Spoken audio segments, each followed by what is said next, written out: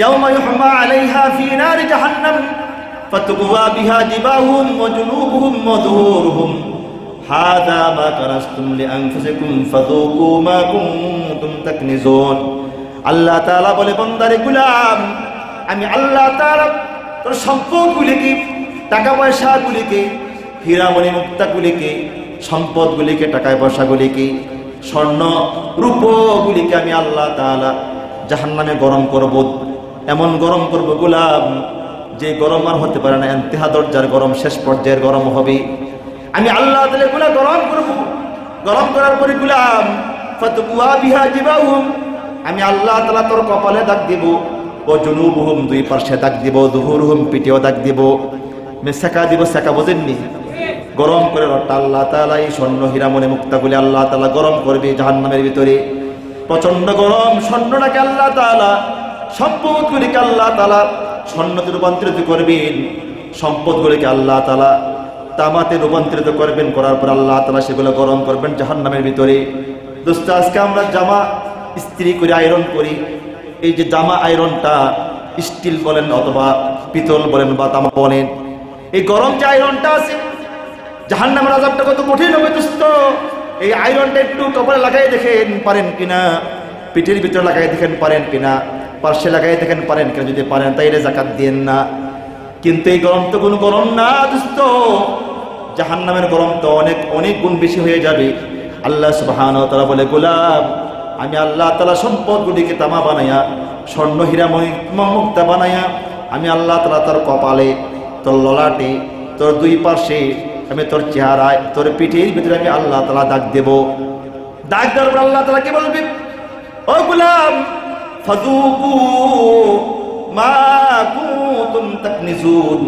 এই গোলাম, দুনিয়ার জমিনে তুমি যা জমা করেছিলি, সম্পদ জমা করেছিলি, আমার রাস্তা খরচ করো নাই, আজকে সেই জমার জন্য জাহান্নামের আযাব কেমন স্বাদ, জাহান্নামের আগুন কেমন স্বাদ, জাহান্নামের মরক্তর পুষ কেমন স্বাদ। গোলাম, একটু স্বাদ গ্রহণ করো। আল্লাহ তাআলা স্বাদের কথা বললেন কেন? আযাব কি স্বাদ নাকি? আযাব তো তিক্ত, আযাব কঠিন, কিন্তু আল্লাহ কেন কথা বললেন? ফাযুকু, চাটো, স্বাদ গ্রহণ করো, কেমন স্বাদ লাগে। আল্লাহ তাআলা এই কথা বলবেন কেন? চোরকে ধরার পরে যখন চোর চিল্লায়, ডাকাত চিল্লায়, তখন যারা মারে তারা বলে কেমন মজা লাগে, বলে কিনা জোরে বলেন? আচ্ছা, তার কি মজা লাগে? তার কিয়ামত চলতেছে তার উপরে, কিন্তু মানুষ কি বলে? আর চুরি করবি নি, কেমন মজা লাগে। ঠিক আল্লাহ তাআলা এই সিস্টেমে বলবি জাহান্নামের ভিতরে, কেমন মজা লাগে। গরিবকে না দিয়ে সেইরা খাইছো, অসহায়কে না দিয়ে খেয়েছো, আমারটা আমার দাম নাই। এখন এই সম্পদের স্বাদ কেমন লাগে দেখো, এই সেকাটা কেমন লাগে দেখো। আমার দোস্ত বন্ধু, আমার হাদিস রাসূল বলেন, قال رسول الله صلى الله عليه وسلم من اتاه الله مالا ولم يؤدي زكاته, যে ব্যক্তিকে আল্লাহ সম্পদ দান করলেন কিন্তু সে সম্পদ যাকাত আদায় করলো না, মুসিলা লাহু মালহু ইয়াওমাল কিয়ামাতি শুজাআন আকরা, আল্লাহ তাআলা সে সম্পদগুলিকে কিয়ামতের ময়দানে বিষাক্ত টেকু, অর্থাৎ যে সাপটার, এই যে সাপের মাথায় চুল থাকবে, তো টাক মাথা হয়ে যাবে। সাপের বিষাক্তের কারণে এই পরিমাণ বিষ হবে সাপটার, যে বিষাক্তের কারণে তার মাথার চুলগুলি পড়ে যাবে। মানে যেই সাপের মাথায় চুল থাকে, এটা কি বলা হয়? এই বিষাক্ত একজন সাপ আছে, এই পৃথিবীতে সবচেয়ে ভয়ঙ্কর সাপ, যার মাথায় চুল থাকে। আল্লাহ বলে যে মুসিলা লাহু মালহু ইয়াওমাল কিয়ামাতি শুজাআন আকরা, আমি আল্লাহ তাআলা বিষাক্ত সাপে এই সম্পদগুলিকে রূপান্তরিত করবো, যে সাপটার বিষের কারণে তার মাথা টাক হয়ে যাবে। ফায়াখুযু বিলিদাহমাতাইহি, অতঃপর সেই সাপটা তার দুই চোয়াল কামড়িয়ে ধরবে, তার গোটা শরীরটা পেঁচাবে, তারপর দুই চোয়াল কামড়িয়ে ধরবে, কামড়িয়ে ধরে বলবে, আনা মালুকা আনা কানজুক, আল্লাহর বান্দা, আমি তোর মাল, আমি তোর গুপ্ত সম্পদ, যে আল্লাহর রাস্তায় খরচ করস তাই। ইন্নামাল মুমিনুনা আল্লাযীনা ইযা যুকিরাল্লাহ ওয়াজিলাত কুলুবুহুম ওয়া ইযা তুলিয়াত আলাইহিম আয়াতুহু زادتهم إيمانا وعلى ربهم يتوكلون الذين يقيمون الصلاة ومما رزقناهم ينفقون أولئك هم المؤمنون حقا لهم درجات عند ربهم ومغفرة ورزق كريم। আল্লাহ বলে, নিশ্চয়ই ওরাই হলো ইমানদার, ওরাই হলো মুমিন, যাদের সামনে আমি আল্লাহর নাম নিলে আমি আল্লাহর ভয়ে সে গুনাহ ছেড়ে দেয়, তার দিল কেঁপে ওঠে। আমি আল্লাহর ভয়ে দিল কেঁপে ওঠে, সে গুনাহ ছেড়ে দেয়, পাপ করে না। 1 নম্বর গুণ। 2 নম্বর, ওয়াইদা তুলিয়াত আলাইহিম আয়াতুহু যাদাতহুম ঈমানা। ঈমানদারের 2 নম্বর গুণ আল্লাহ বলে ওরাই হলো ঈমানদার, যাদের সামনে কোরআন তেলাওয়াত করলে এদের ভালো লাগে, গান বাদ্য ভালো লাগে না। কোরআন তেলাওয়াত ভালো লাগে, কোরআন তেলাওয়াত করলে তার ঈমান বাড়তে থাকে, কোরআন শুনতে তার মন চায়, কোরআন তেলাওয়াত তার কাছে বড় মধুর লাগে, ঈমান বাড়তে থাকে। 3 নম্বর, ওয়া আলা রাব্বিহিম ইয়াতাওয়াক্কালুন। 3 নম্বর, ওই ব্যক্তি ঈমানদার যেই ব্যক্তি আমি আল্লাহর উপরে ভরসা করি। 4 নম্বর, আল্লাযীনা ইউকিমুনাস সালাহ। 4 নম্বর, যে ব্যক্তি নামাজ কায়েম করে। 5 নম্বর, মিম্মা রাযাকনাহুম ইউনফিকুন। 5 নম্বর, আমি আল্লাহ তাআলা যে রিজিক তাকে দিয়েছি সেই রিজিক থেকে আমি আল্লাহর রাস্তায় ব্যয় করে খরচ করি।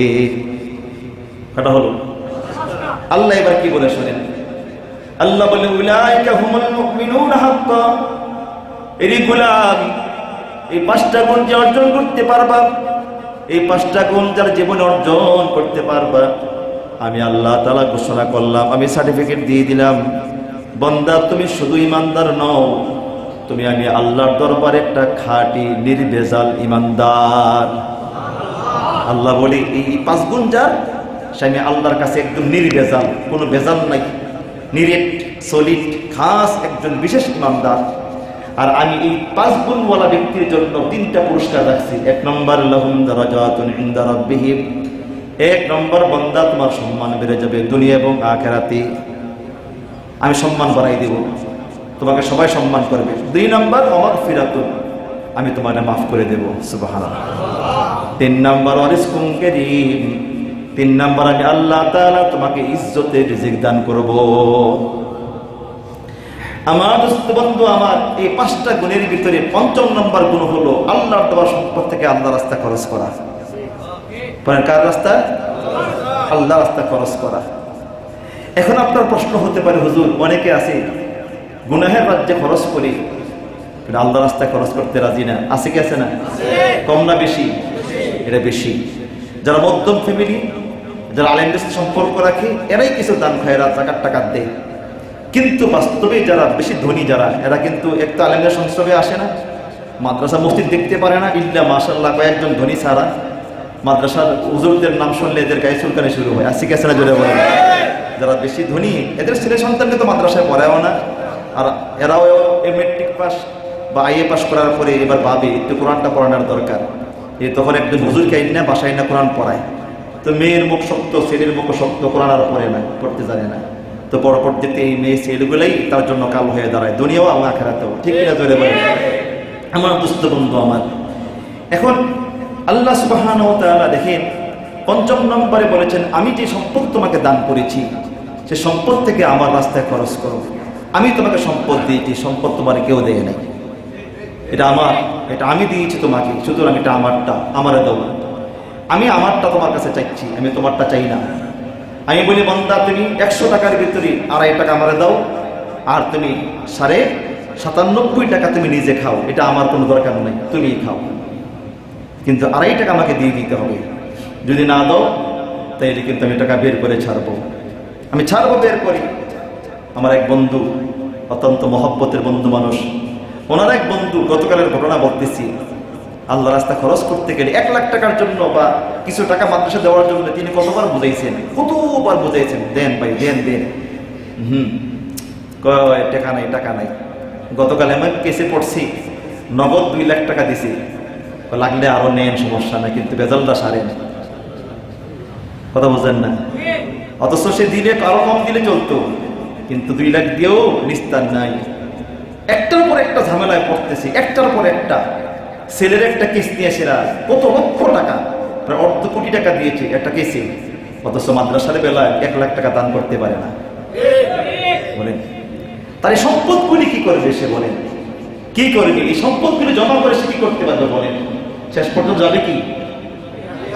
বলেন, সবগুলি দেখি 10টা ফ্ল্যাটের মালিক ঢাকা শহরে, শেষ পর্যন্ত খাইল্লা আব্দুল্লাহ, কোনো কিছুই না। তার মরার পরে কুকুর শুয়োরের মতো, সিগালের মতো সবাই আপন জনেরা কুড়ে খাবে, তার কবরে কি হবে? ভাবছে সে একবারও যে আমি আমার জন্য কি করেছি। এই জন্য আল্লাহ তাআলা বলি, ইয়া আইয়ুহাল্লাযীনা আমানুত্তাকুল্লাহ ওয়াল তানজুর নাফসুম মা কদ্দামাত লিগাদ। বান্দা, আমি আল্লাহকে ভয় করো, ভয় করো আমি আল্লাহকে। আর তুমি ফিকির করো আগামী দিনের জন্য, যে যে দিনটা সামনে আসতেছে, মৃত্যুর পরের দিনটা, কবরের জগৎ, হাসরের ময়দান, বিচারের দিবস। এই দিনের জন্য তুমি কতটুকু প্রস্তুতি গ্রহণ করেছো? তুমি তোমার জন্য কতটুকু করতে পেরেছো? কারণ তোমার মৌতের পরে ছেলে সন্তান করতেও পারো, বলেন নাও করতে পারি। কিন্তু বর্তমান জমানায় যা অবস্থা চলতেছে, এখন তো ছেলে মেয়েরা নিজেদের কিনে ব্যস্ত, বৎসরে একবারও বাবার কবরের পাশেও যায় না, মনেও পড়ে না। ইল্লা মাশাআল্লাহ, যারা সন্তানকে আলেম বানায় গেছেন, সন্তানকে দিন শিক্ষা দিয়ে গিয়েছেন, ওদের হিসাব ভিন্ন।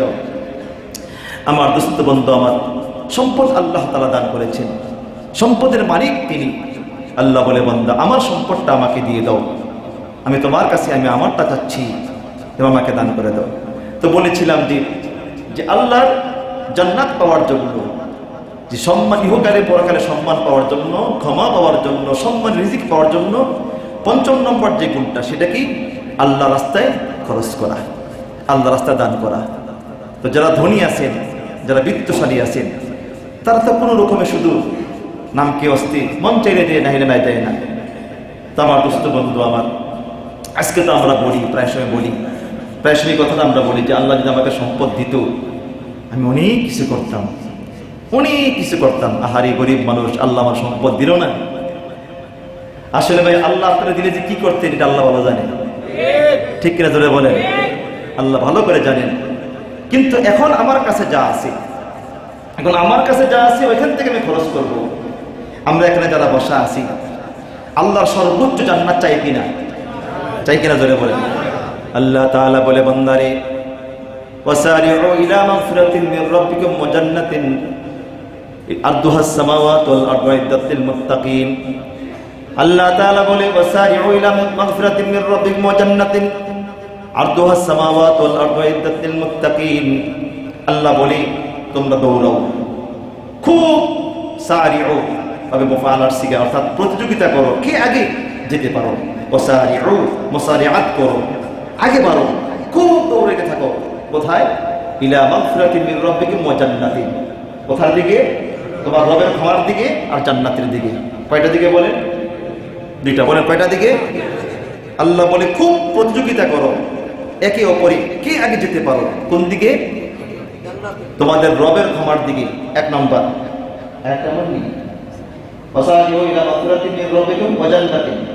আল্লাহ বলে, তোমাদের রবের ক্ষমার দিকে ১ নম্বর। ২ নম্বর, ওয়া জান্নাতিন, কার দিকে? জান্নাতের দিকে। আরদুহাস সামাওয়াতু ওয়াল আরদ, যে জান্নাতের এক একটা তালা হবে আকাশ থেকে জমিন পর্যন্ত। সুবহানাল্লাহ। আল্লাহ কি বলে? উইদ্দাত লিল মুত্তাকিন, এই জান্নাত আর ক্ষমা আমি রেখেছি মুত্তাকিদের জন্য। কার জন্য বলেন? মুত্তাকিদের জন্য। মুত্তাকি কারা? আল্লাহ বলে ১ নম্বর গুণ, আল্লাযীনা ইউনফিকুনা ফিস সাররাই ওয়াদ দাররা। ১ নম্বর গুণ, যারা সুখে দুঃখে আল্লাহ রাস্তায় খরচ করে। সুখে আছে তাও খরচ করে, দুঃখে আছে তাও খরচ করে। এক সময় লক্ষ লক্ষ টাকা পকেটে ছিল, তখনও খরচ করেছে, লক্ষ লক্ষ খরচ করেছি। এখন ৫ টাকা পকেটে আছে, ২ টাকা আল্লাহ রাস্তা খরচ করে দিয়েছি। আছে না? যা আছে তা আলহামদুলিল্লাহ। ১ নম্বর, আল্লাযীনা ইউনফিকুনা ফিস সাররাই ওয়াদ দাররা। ১ নম্বর, সুখে দুঃখে আল্লাহ রাস্তায় খরচ করা। ২ নম্বর, আল কাযিমিনাল গায়স, ২ নম্বর, রাগকে নিয়ন্ত্রণ করা, গুসাকে নিয়ন্ত্রণ করা। ৩ নম্বর, ওয়াল আফিনা আনিন নাস।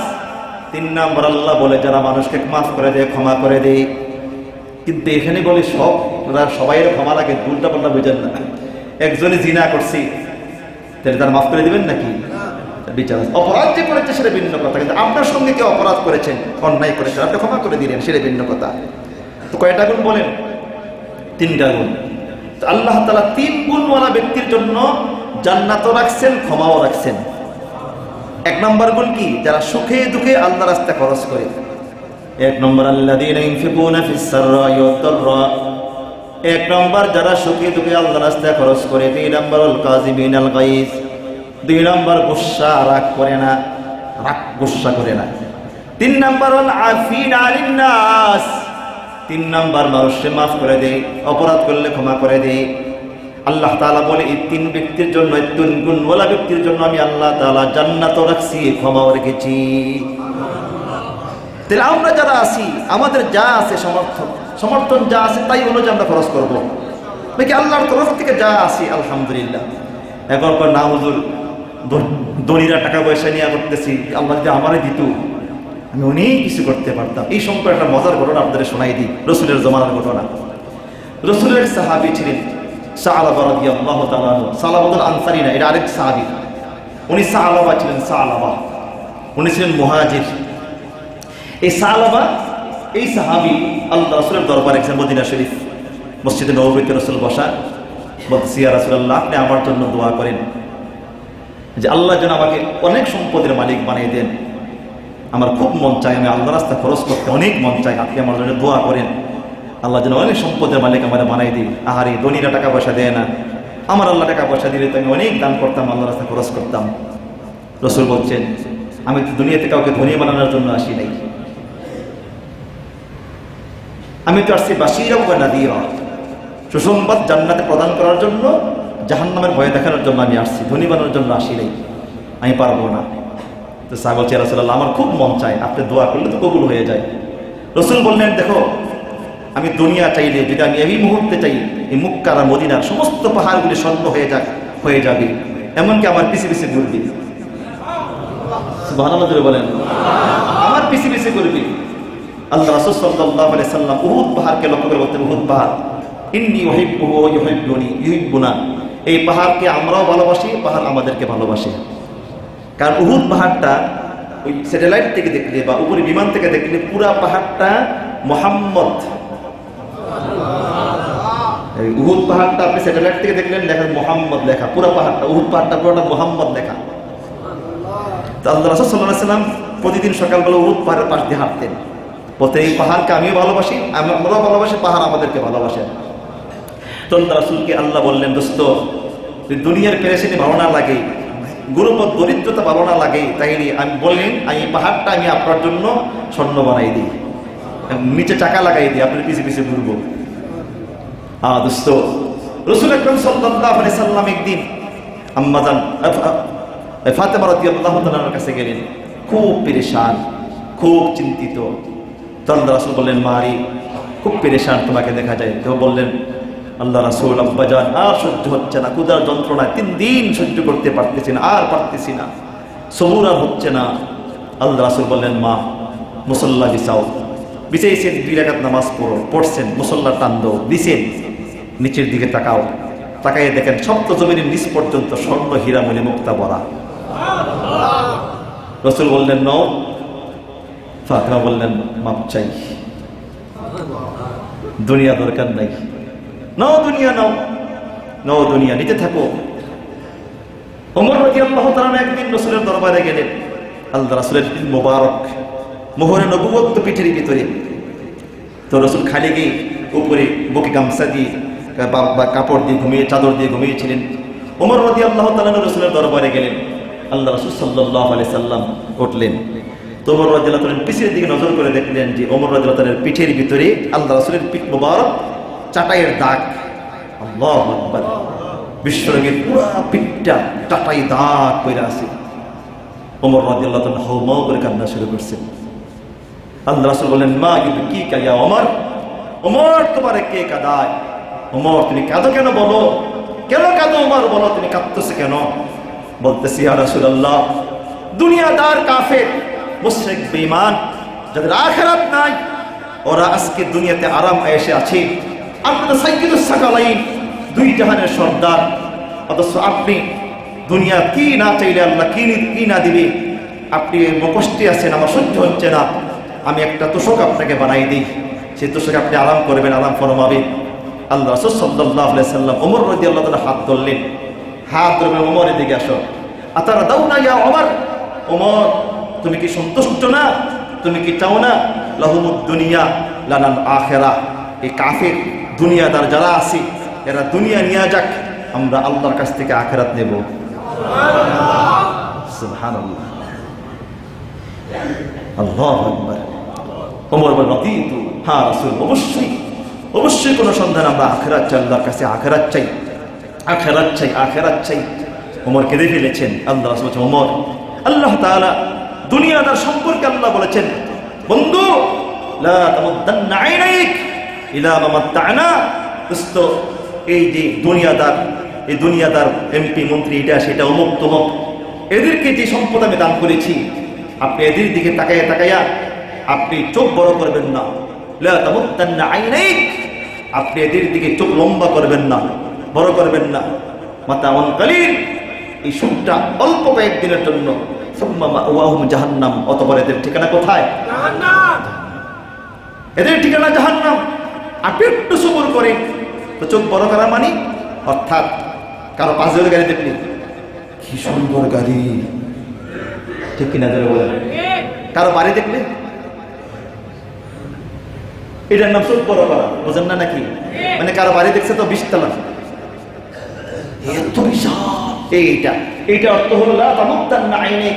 রাসূল আকরাম সাল্লাল্লাহু আলাইহি ওয়াসাল্লামকে আল্লাহ বলে, দোস্ত সাবধান, কারো বিঙ্গির দিকে, কারো সম্পদের দিকে চোখ বড় করে তাকাবেন না। সুবহানাল্লাহ। এটা দুনিয়া সামান্য। আল্লাহ বলে, যাদেরকে আল্লাহ সম্পদ দিয়েছেন কিন্তু আল্লাহ রাস্তা খরচ করে না, সম্পদ শুধু বাড়তেছি।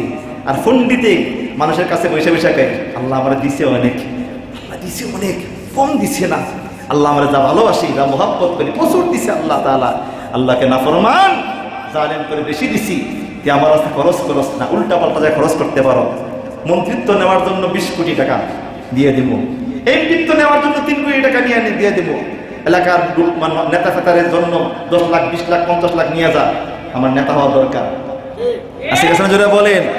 নাফরমান আল্লাহ রাস্তা খরচ করতে রাজি না, আল্লাহ রাস্তা সম্পদ খরচ করতে রাজি না।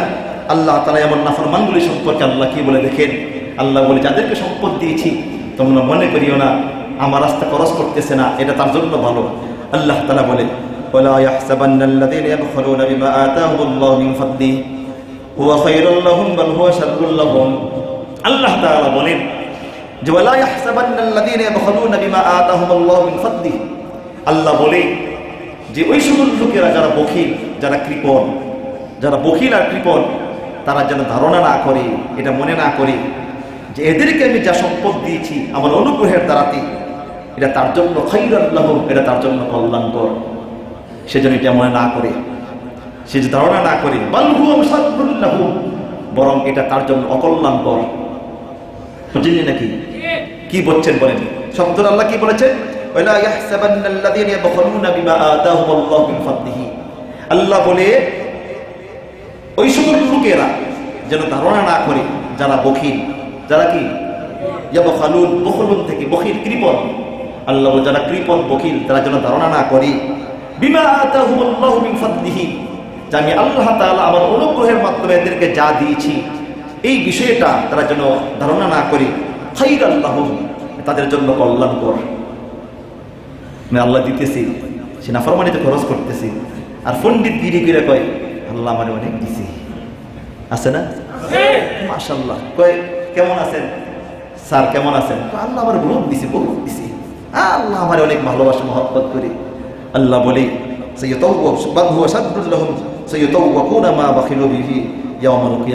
আল্লাহ বলে নাফরমান আমি সম্পদগুলি কিয়ামতের ময়দানে বিষাক্ত সাপ বানাইয়া, আগুনের সাপ বানায় তার গলায় পেঁচাই দেব। এই হাদিস সামনে হাদিসটা আসতেছে।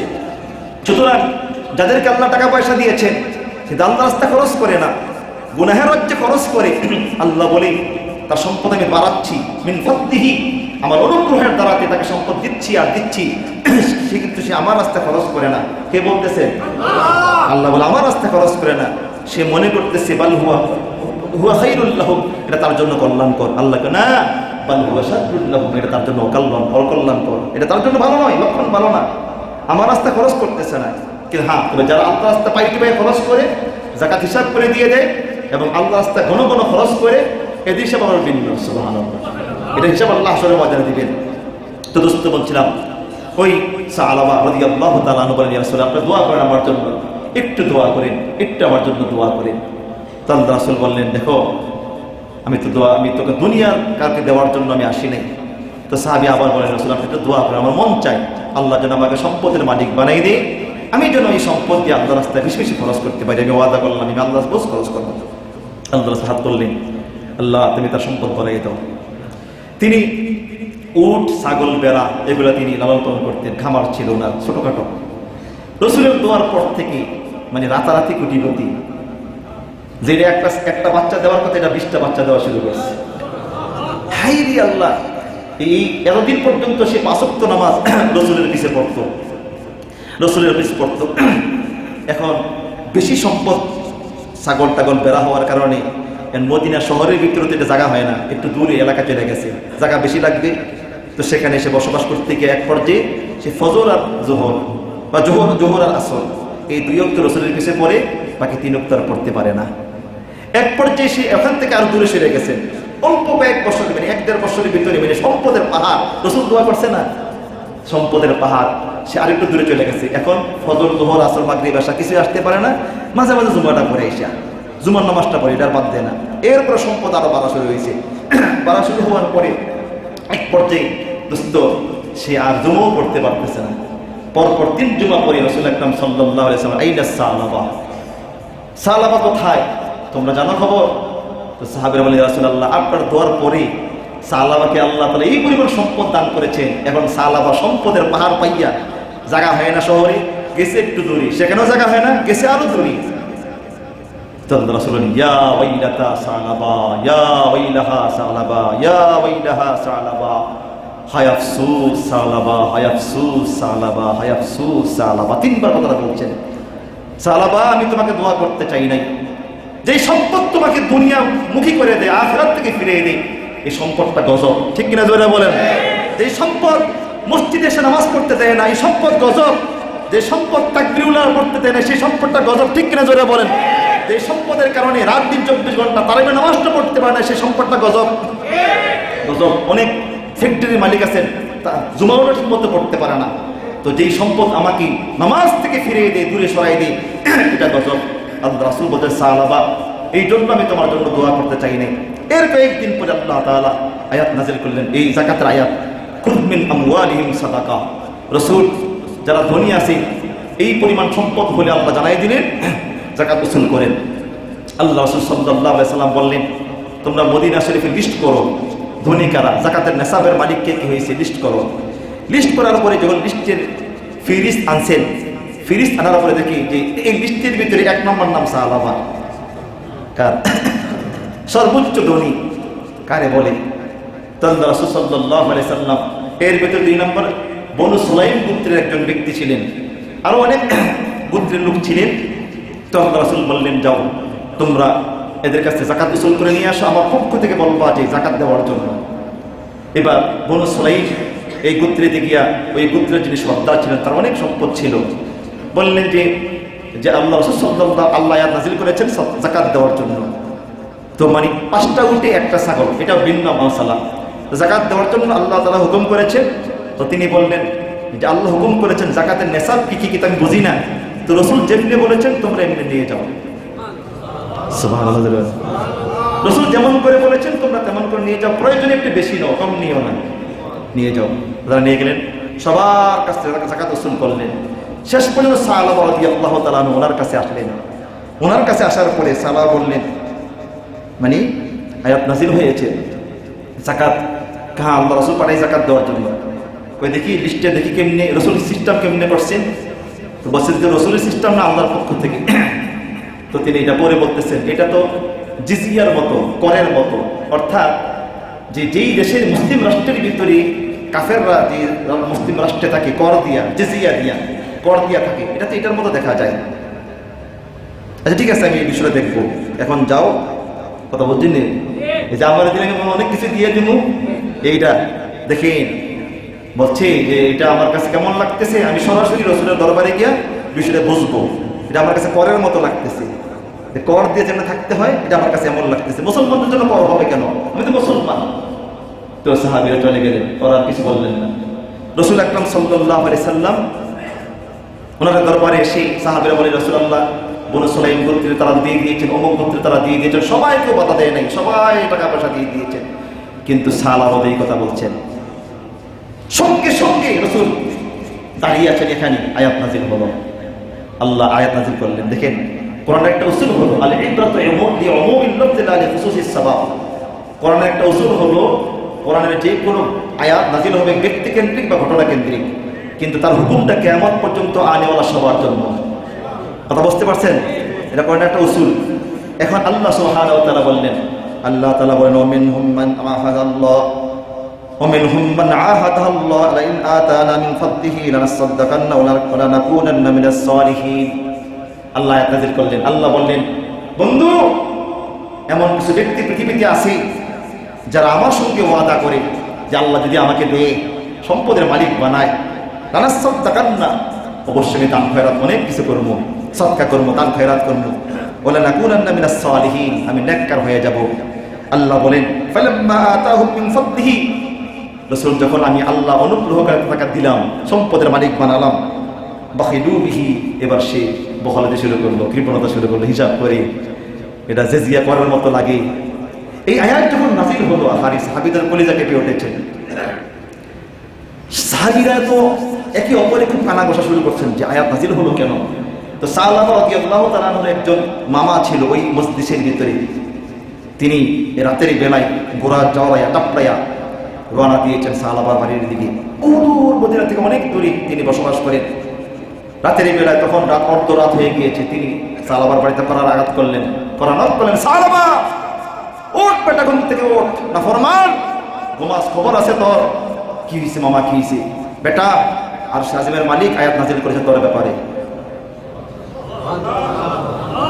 তুই ঘুমাস, তাকে তেল দিয়া না, জলদি যা, না ফরমান, তুই আল্লাহর সঙ্গে প্রতারণা করেছস, তুই ওয়াদা করেছিলি আল্লাহ তোকে সম্পদ দিলে তুই সম্পদ আল্লাহর রাস্তায় খরচ করবি। আল্লাহ তাআলা তোর ব্যাপারে আয়াত নাযিল করেছেন। সালামা তো বুঝতে পারছে আল্লাহর হুকুম, কি যে মুসিবত আমার উপরে আসতেছে আল্লাহ জানে। তিনি সঙ্গে সঙ্গে 500 বকরি, বেড়া, ছাগল নিয়ে রওনা দিয়েছেন মদিনার মসজিদে নববীর দিকে। সে আস্তে আস্তে ফজরের নামাজ সময় হয়ে গিয়েছে। মসজিদে নববীর আঙ্গিনায় আশপাশে 500 ছাগল, বকরি, বেড়া, এই সবগুলি সেখানে জমা করছেন। জমা করার পরে ভাই বিষয়টা ভালো করে বুঝি। জমা করার পরে আল্লাহ রাসূল ছাগল আর বেড়ার আওয়াজে বে বে করে না, তো নামাজ শেষ করে বলেন, কি এত ছাগল আসলো কোথা থেকে, এত বকরি বেড়া আসলো কোথা থেকে, কে এগুলো নিয়ে আসছে? তো সাহাবা দাঁড়াইছেন, ইয়া রাসূলুল্লাহ, আনা, আমি। কেন আনছো? ইয়া রাসূলুল্লাহ, যাকাত, আসলে আমার একটু দেরি হয়ে গেছে আসতে আসতে, যাকাত নাকি ফরজ হয়েছে, আল্লাহ হুকুম নাযিল করেছে আমি যাকাত দেওয়ার জন্য। আল্লাহ রাসূল বলেন, এই কিছুক্ষণ আগে জিবরাইল আমার কাছে আসছে তোমার কাছে যাকাত না নেওয়ার জন্য।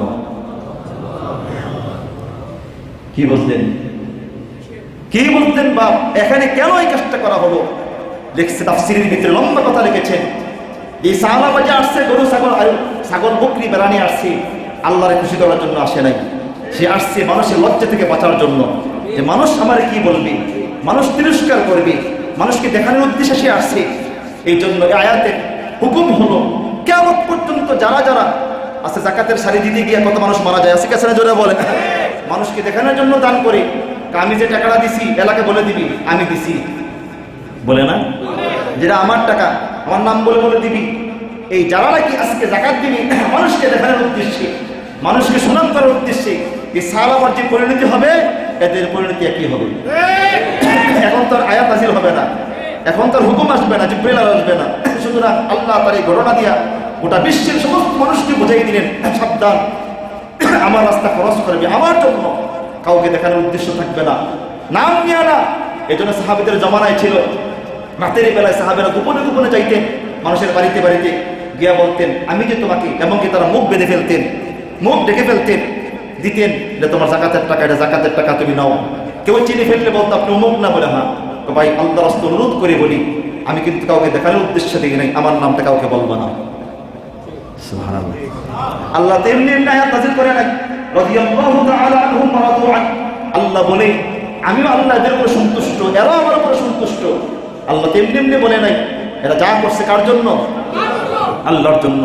আমার দোস্ত, এই জন্য সম্পদ যাদেরকে আল্লাহ দিয়েছেন আমরা এখন থেকে দান করব, যাকাত দিব, কারে খুশি করার জন্য? আল্লাহ। হ্যাঁ, তবে যদি আপনার মজবুত ঈমান হয় যে আমি দিচ্ছি এই নিয়তে, যে আমার দেখা থেকে যে অন্যরাও দেয়, অন্যরা শরীক থাকে, তাইলে এটা ডবল সওয়াব হবে। কথা বুঝতে পারছেন? যে আপনার দেখা থেকে অন্যরা দিয়ে আপনি ডবল সওয়াব পেয়ে যাবেন। যদি আপনার একটু মনে ফটকা থাকে তাহলে আপনি প্রকাশ্যে দেওয়া দরকার না, গোপনে আপনি দান করেন। আমার দোস্ত বন্ধু, আমার যে কথাটা বলতেছিলাম, যাকাত একটি শরঈ ফরজ বিধান, শরঈ ফরজ বিধান। যাকাতকে যারা না দিবি, যাকাতকে যারা ঠিকমতো আদায় না করবে, এই সম্পর্কে আল্লাহ তাআলা কঠিন শাস্তির কথা বলেছেন, কঠিন আযাবের কথা বলেছেন। রাসূল আকরাম সাল্লাল্লাহু আলাইহি সাল্লাম তিনিও হাদিসে বলেছেন, আর আল্লাহ সুবহানাহু ওয়া তাআলা তিনিও আয়াতের ভিতরে বলেছেন, যে আয়াতটা আমি তেলাওয়াত করেছি খুতবাতে।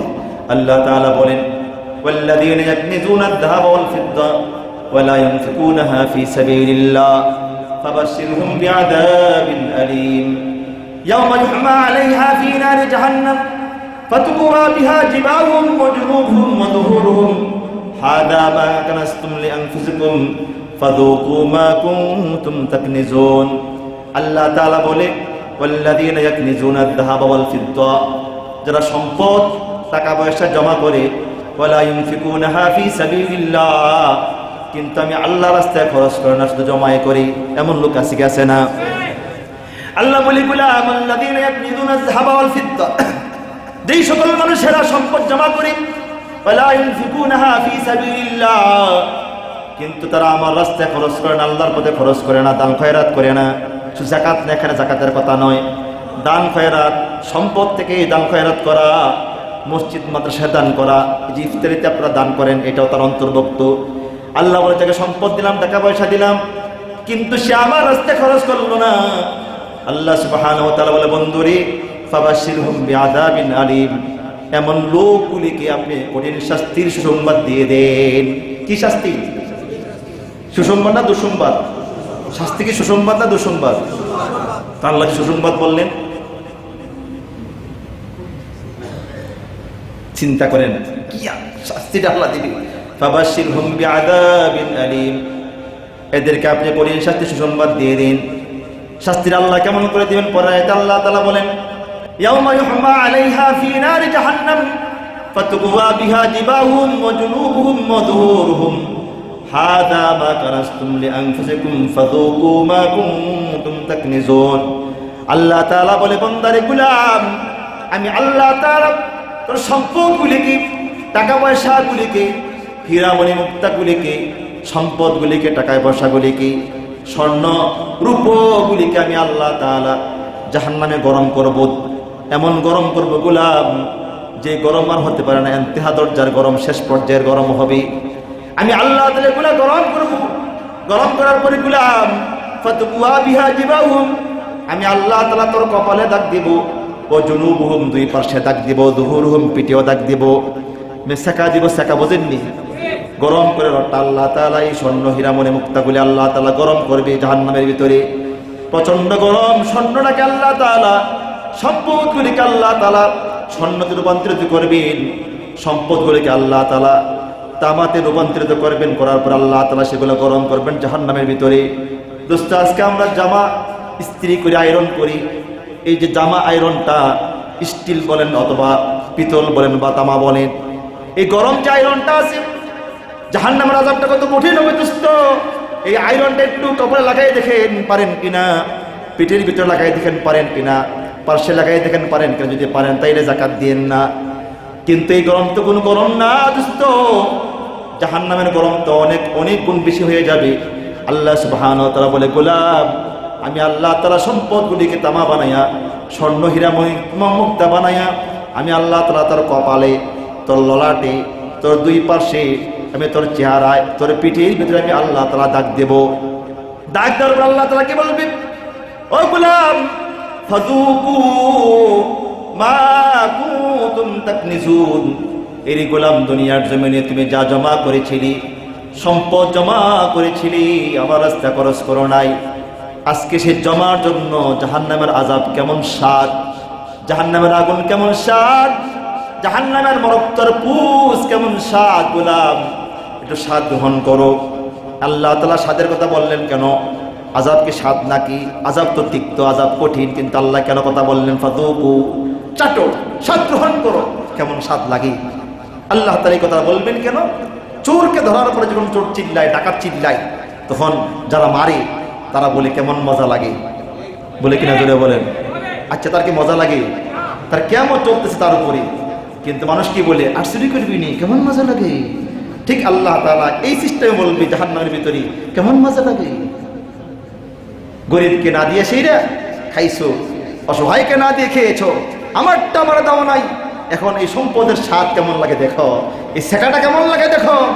আমার দোস্ত বন্ধু, আমার হাদিস রাসূল বলেন, قال رسول الله صلى الله عليه وسلم من اتاه الله مالا ولم يؤد زكاته, যে ব্যক্তিকে আল্লাহ সম্পদ দান করলেন কিন্তু সে সম্পদ যাকাত আদায় করলো না, মুসিলা লাহু মালহু ইয়াউমাল কিয়ামাতি সুজাআন আকরা, আল্লাহ তাআলা সেই সম্পদগুলিকে কিয়ামতের ময়দানে বিষাক্ত টেকু অর্থাৎ যে সাপটার এই যে সাপের মাথায় চুল থাকবে তো টাক মাথা হয়ে যাবে, সাপের বিষাক্তের কারণে এই পরিমাণ বিষ হবে সাপটার, যে বিষাক্তের কারণে তার মাথার চুলগুলি পড়ে যাবে। মানে যেই সাপের মাথায় চুল থাকে এটা কি বলা হয়, এই বিষাক্ত একজন সাপ আছে এই পৃথিবীতে সবচেয়ে ভয়ঙ্কর সাপ, যার মাথায় চুল থাকে। আল্লাহ বলে যে মুসিলা লাহু মালহু ইয়াউমাল কিয়ামাতি সুজাআন আকরা, আমি আল্লাহ তাআলা বিষাক্ত সাপে এই সম্পদগুলিকে রূপান্তরিত করব, যে সাপটার বিষের কারণে তার মাথা টাক হয়ে যাবে। ফায়াখুযু বিলিদাহমাতাইহি, অতঃপর সেই সাপটা তার দুই চোয়াল কামড়িয়ে ধরবে, তার গোটা শরীরটা পেঁচাবে, তারপর দুই চোয়াল কামড়িয়ে ধরবে, কামড়িয়ে ধরে বলবে আনা মালুকা আনা কানজুক, আল্লাহর বান্দা আমি তোর মাল, আমি তোর গচ্ছিত সম্পদ, যে আল্লাহর রাস্তায় খরচ তাই। আমার দোস্ত, আমার বাপ, এই জন্য সাবধান, যাকাত যাদের ফরজ হয়েছে যাকাত আদায় করে দিব। আজকে আমাদের সমাজে অনেক মা বোনদের যাকাত ফরজ হয়, যাকাত দিচ্ছে না। সময় যেহেতু স্বল্প, আমি আগামী সপ্তাহে ইনশাআল্লাহ বিস্তারিত শেষ করে দেব ইনশাআল্লাহ। যাকাত কার উপরে ফরজ হয়, যাকাত না দিলে কি শাস্তি, আমরা এখন থেকে আমাদের পাশ মহল্লার ওলামায়ে কেরামদের কাছ থেকে অথবা আমার নাম্বার নিয়ে যান, যাদের প্রয়োজন হয় মোবাইলে আমার নাম্বারটা আমি বলি, লিখে রাখেন। আমি নাম্বার, যারা মোবাইল আছে আমার নাম্বারটা বলতেছি, আপনি ফোন দিয়ে আমার কাছ থেকে জেনে নেবেন। লেখেন 01814 01814318281 এটা আমার নাম্বার। আমার দোস্ত বন্ধু, আমার যে কথা বলতেছিলাম, আপনার যে প্রয়োজন হয় বা আপনার আশপাশে ওলামায়ে কেরাম থাকে সেখান থেকে জেনে নেবেন। যদি বেশি প্রয়োজন মনে করেন যে হুজুর আমি আমার আশপাশে ওলামায়ে কেরাম নাই, আমাকে ফোন দিবেন, ইনশাআল্লাহ আমি আপনার সমাধান করার চেষ্টা করবো যতটুকু আল্লাহ আমাকে দান করেছে। আজকে কত রমজান চলতেছে? 13 রমজান। আগামী শুক্রবার দিন গিয়া, আগামী শুক্রবার 20 রমজান। কত রমজান? এই 20 রমজান থেকে একটা আমল আছে, জানিনি আমরা, সেটা কি? মাশাআল্লাহ, সেটা কি জোরে বলেন? 20 রমজান থেকে 29 বা 30 রমজান পর্যন্ত একটা গুরুত্বপূর্ণ আমল, সেটা কি? ইতিকাফ। বলেন সেটা কি? ইতিকাফ। আহা, আজকে ইতিকাফের ব্যাপারে আমাদের এত উদাসীনতা ইতিকাফের ব্যাপারে। অথচ রাসূল আকরাম সাল্লাল্লাহু আলাইহি সাল্লাম, কানা রাসূলুল্লাহ সাল্লাল্লাহু আলাইহি সাল্লাম ইয়াতাকিফু আশরাল আওয়াখির মিন শাহরি রমাদান হাত্তা ইয়াকবিদা। যে হাদিসে আছে রাসূল আকরাম সাল্লাল্লাহু আলাইহি সাল্লাম যে তার রমজানের শেষ দশকে তিনি ইতিকাফ প্রতি বছর করেছিলেন মৃত্যু পর্যন্ত। মৃত্যু যে বছরে তিনি ইন্তেকাল করবেন ওই বছর আল্লাহ রাসূল সাল্লাল্লাহু আলাইহি সাল্লাম 20 দিন ইতিকাফ করেছিলেন। কখনো রাসূল কি করেন নাই? ইতিকাফ ছাড়েন নাই আল্লাহ রাসূল সাল্লাল্লাহু আলাইহি সাল্লাম। ইতিকাফ এমন একটি গুরুত্বপূর্ণ ইবাদত, আমরা সকলে এখানে যারা বসা আছি আমরা সকলেই তো চাই জাহান্নাম থেকে দূরে সরে যেতে, ঠিক কিনা জোরে বলেন? জাহান্নাম থেকে যে ব্যক্তি দূরে সরে যায় তাহলে বোঝা গেল আল্লাহ তাকে জাহান্নাম থেকে মুক্ত করে দিবেন, ঠিক কিনা জোরে বলেন? জাহান্নাম থেকে দূরে সরা উত্তম একটা হাতিয়ার হলো ইতিকাফ। قال رسول الله صلى الله عليه وسلم من اعتكف يوما ابتغاء وجه الله جعل الله بينه وبين النار 3 خنادق أبعد مما بين الخافقين أو كما قال عليه الصلاة والسلام। আল্লাহ রাসূল সাল্লাল্লাহু আলাইহি সাল্লাম বলেন, যেই ব্যক্তি আল্লাহর জন্য একদিন ইতিকাফ করবে, কয়দিন বলেন? قال رسول الله صلى الله عليه وسلم من اعتكف يوما ابتغاء وجه الله, যে ব্যক্তি আল্লাহর জন্য একদিন ইতিকাফ করবে, জাআলাল্লাহু বাইনাহু ওয়া বাইনান নারি 3 খানাদিক, আল্লাহ তাআলা তার থেকে জাহান্নামকে 3 খন্দক দূরে সরাই দিবেন। এক খন্দক কতটুকু? আল্লাহ রাসূল বলেন আবআদু মিম্মা বাইনাল খাফিকাইন, এক খন্দক হলো আকাশ থেকে জমিন পর্যন্ত এক খন্দকের দূরত্ব। আকাশ থেকে জমিন কত দূরত্ব বন্ধু, আমার এটা বোঝাইতে লম্বা সময়ের দরকার। অর্থাৎ যেই ব্যক্তি একদিন ইতিকাফ করলো সেই ব্যক্তিকে আল্লাহ তাআলা আসমান জমিন থেকে দূরত্বের 3 দূরত্ব পরিমাণ আল্লাহ জাহান্নাম থেকে দূরে সরাই দিবেন। তাহলে 10 দিনে ইতিকাফ করলে 30 খন্দক দূরে সরাই দিবেন। যে ব্যক্তি প্রতি বছর ইতিকাফ করতে পারলো তার ভাগ্য কত ভালো। তো জাহান্নাম থেকে দূরে সরা মানে জান্নাতের দিকে কাছে কাছে চলে যাওয়া, ঠিক কিনা জোরে বলেন? ইতিকাফ করতে করতে করতে করতে করতে করতে এক পর্যায়ে সেই ব্যক্তি জান্নাতে ঢুকে যায়। সুবহানাল্লাহ জোরে বলেন। সুতরাং আমরা যারা অবহেলায় কাটাই দিচ্ছি, গল্প গুজাবে সময় নষ্ট করতেছি, প্রতি বছর আলহামদুলিল্লাহ প্রতি বছর তো ইতিকাফের সংখ্যা বাড়তেছে সংখ্যা, তো এই বছর ইনশাআল্লাহ আমি বসবো ইনশাআল্লাহ। প্রতি বছর তো বসি, এখানে আসার পর থেকে প্রতি বছর বসি, এই বছর বলবো ইনশাআল্লাহ আল্লাহর জন্য আমরা ইনশাআল্লাহ ইতিকাফে বসবো। ইতিকাফে বসতে সবচেয়ে গুরুত্বপূর্ণ যে জিনিসটা সেটা হলো কদরকে পেয়ে যাওয়া, সবে কদরকে পাওয়া নিশ্চিত। যে ব্যক্তি ইতিকাফে বসলো সে নিশ্চিত সবে কদর পেয়ে গেল। সুবহানাল্লাহ, নিশ্চিত সবে কদর পেয়ে গেল। একটা সবে কদর পাইলে কি লাভ? 1000 বছর 1000 মাস যে ব্যক্তি শুধু হজ ওমরা করে যেই পরিমাণ সওয়াব, 1000 মাস যে ব্যক্তি নফল নামাজ পড়ে যেই পরিমাণ সওয়াব, 1000 মাস যে ব্যক্তি লাগাতার দান খয়রাত করে যেই পরিমাণ সওয়াব, 1000 মাস যে ব্যক্তি জিহাদের ময়দানে জিহাদ করে যেই পরিমাণ সওয়াব, যদি কোনো ব্যক্তি এই একবার সবে কদর পেয়ে যায় আল্লাহ তাআলা তার আমলনামায় সেই পরিমাণ সওয়াব লিখে দিবেন। আল্লাহ তাআলা কি বলেছেন? খায়রুম মিন আলফি শাহর, যে একটা সবে কদর 1000 মাসের আমলের চাইতে অতি উত্তম। কিন্তু মাস কোনটা আল্লাহ বলেন নাই, আমল কোনটা আল্লাহ বলেন না, যে কোনো আমল হতে পারে। মানে 1000 মাস যদি আপনি শুধু লাগাতার উমরা করেন আর হজ করেন, কয় হাজার মাস? 1000 মাস কয় দিন? 83 বছর 4 মাস। 1000 মাস 83 বছর 4 মাস। তো একটানা 83 বছর আপনি হজ করলেন, এই আর 83 বছর উমরা করতেই থাকলেন। আবার রমজান মাসে এক উমরা একটা হজের সওয়াব। তাইলে 1000 মাস যেই ব্যক্তি উমরা করলে যেই পরিমাণ সওয়াব, 1000 মাস হজ করলে যেই পরিমাণ সওয়াব, 1000 মাস দান খয়রাত করলে যেই পরিমাণ সওয়াব, 1000 মাস নামাজ নফল করলে যেই পরিমাণ সওয়াব, 1000 মাস জিহাদ করলে আল্লাহর রাস্তায় যেই পরিমাণ সওয়াব, আল্লাহ তাআলা একটা কদরকে পাওয়ার বদৌলতে সেই পরিমাণ সওয়াব তার আমলনামায় লিখে দিবেন। আর এইটা পাওয়ার একটা রাস্তা, সেটা হলো কদর। এটা হলো এই ইতিকাফ করার দ্বারাতে আলহামদুলিল্লাহ কদর পেয়ে যায়। বুখারী শরীফ হাদিসে আসছে যে সাহাবীরা বলেন, ইতিকাফা রাসূলুল্লাহ সাল্লাল্লাহু আলাইহি ওয়াসাল্লাম আশরাল আউয়ালে ফি শাহরি রমাদান, রাসূল আকরাম সাল্লাল্লাহু আলাইহি ওয়াসাল্লাম রমজানের প্রথম দশকে ইতিকাফ করলেন। কয় দশকে? জোরে বলেন। প্রথম দশকে ইতিকাফ করলেন।